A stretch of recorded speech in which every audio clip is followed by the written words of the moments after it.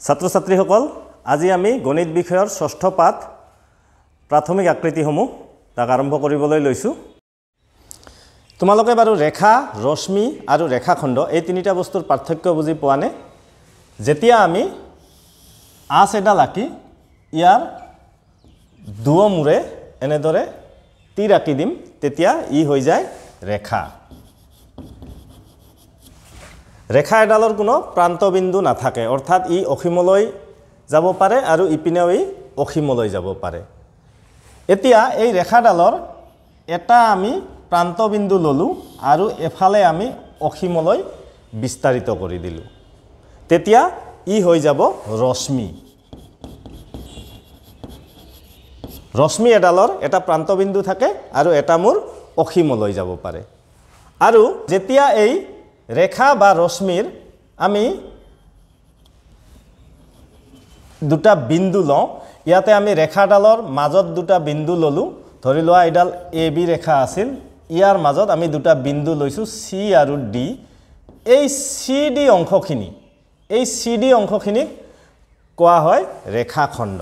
ইয়াতে আমি ৰশ্মিৰ পৰা যদি লওঁ মাজৰ পৰাও ল'ব পাৰো বা ৰশ্মিৰ এটা প্ৰান্তবিন্দু আছে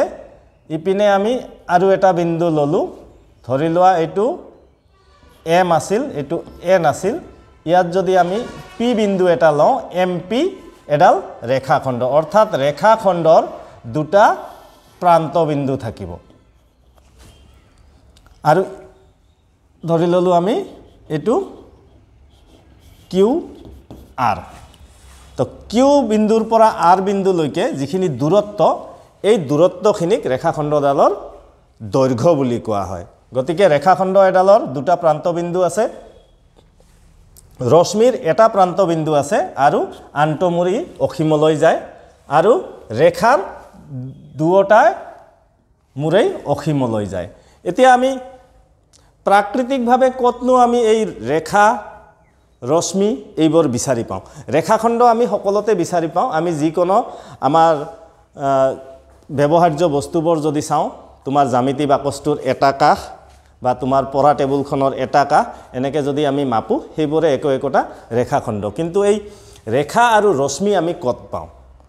ধৰি লোৱা হ'ল এটো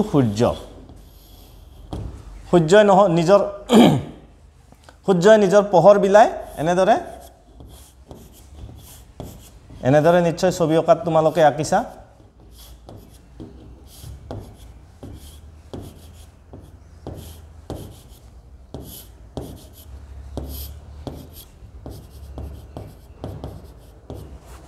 ইয়াত ধৰি লোৱা সূৰ্যৰ কেন্দ্ৰটো আছে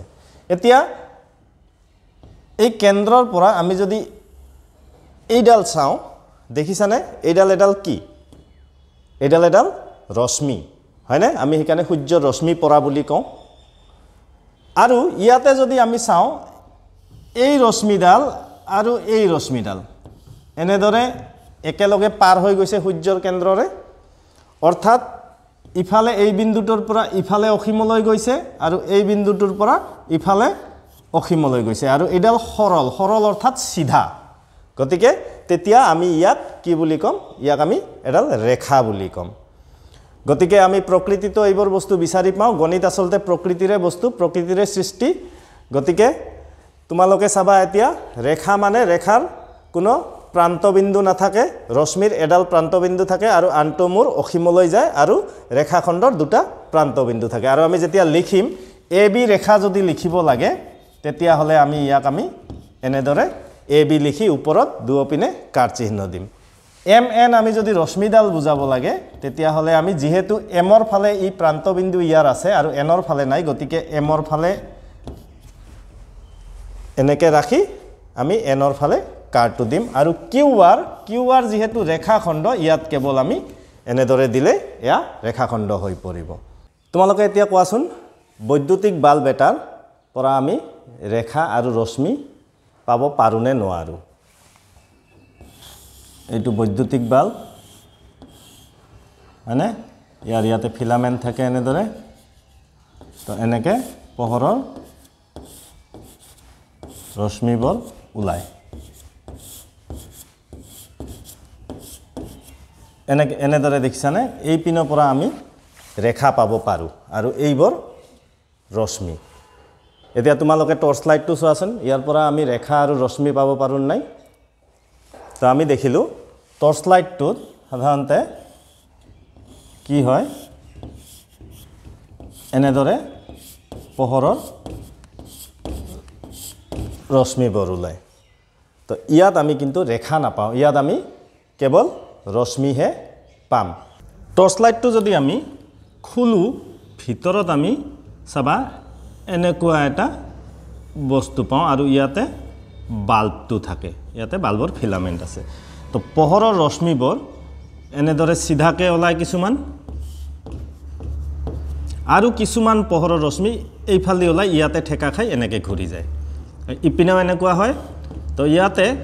অসংখ্য আমি গণি শেষ কৰিব নোৱাৰা পোহৰৰ ৰশ্মি গুচ্ছ ওলাই এতিয়া বাল্বলৈ যদি চাওঁ আমি কেৱল ইয়াতে এডাল সৰল ৰেখা দেখুৱাইছো কিন্তু ইয়াতে আসলতে এনেকুৱা হয় অসংখ্য সৰল ৰেখা ওলাই এনেদৰে এইফালে কিন্তু সৰল ৰেখা ওলাব নোৱাৰে কাৰণ কিয় ইয়াতে বাল্বৰ এখিনি ঢাকা থাকে গতিকে ইয়াতে পোহৰৰ ৰশ্মিটো ঠেকা খাই ঘূৰি যায় গতিকে ইয়াতে আমি ৰেখা বিচাৰি নাপাওঁ কিন্তু যিবোৰ সাইডত দুপিনে পাৰ হ'ব পাৰে সেইবোৰত আমি এনেদৰে সৰল ৰেখা পাওঁ এতিয়া সূৰ্যটোৰ কথাটো চিন্তা কৰা এইটো সূৰ্যৰ এইটো কেন্দ্ৰ তো কেন্দ্ৰৰ মাজেৰে আমি এনেদৰে অসংখ্য ৰেখা আমি পাব পাৰো তো এই ধাৰণাটো তোমালোকে মনত ৰাখিবা পৰৱৰ্তী সময়ত আমি যেতিয়া বৃত্ত সম্বন্ধে আলোচনা কৰিম তেতিয়া এই ধাৰণাটো তোমালোকক সহায় কৰিব গতিকে এইটো আমি সূৰ্যটো আমি এখন সমতলত আঁকিছো গতিকে ই এটা সমতলিক চিত্ৰ আৰু ই বৃত্তাকাৰ ই বৃত্তৰ দৰে আৰু বৃত্ত এটাৰ কেন্দ্ৰৰ মাজেৰে আমি অসংখ্য ৰেখা টানিব পাৰো কাৰণ সূৰ্য ইয়াৰ পোহৰ চাৰিওপিনে এনেদৰে বিলাই দিয়ে তো আজিৰ ক্লাছটো ইমানেই আমি পৰৱৰ্তী ভিডিঅ'ত আৰু এই পাঠটোৰ আগৰ কথাখিনি আলোচনা কৰিম